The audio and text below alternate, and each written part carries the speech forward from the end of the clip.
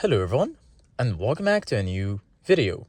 In this video, I'm gonna show you guys how you can fix the black screen on your infotainment system in your Toyota Corolla.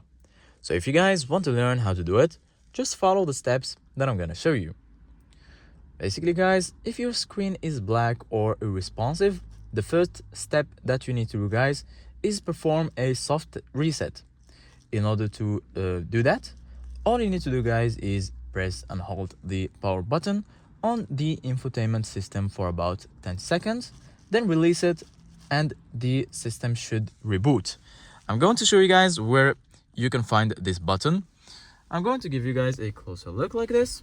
So as you can see guys, this button or this wheel, that's where you can change volume or mute audio.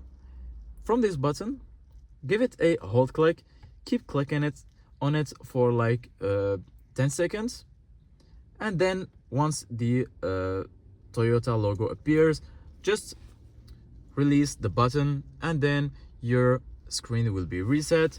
And as you can see guys, you're gonna have this message. Click on continue, and then you're going to be able, in most cases, this is gonna be your fix or the solution for your problem. Thank you guys for watching, and see you guys in the next video.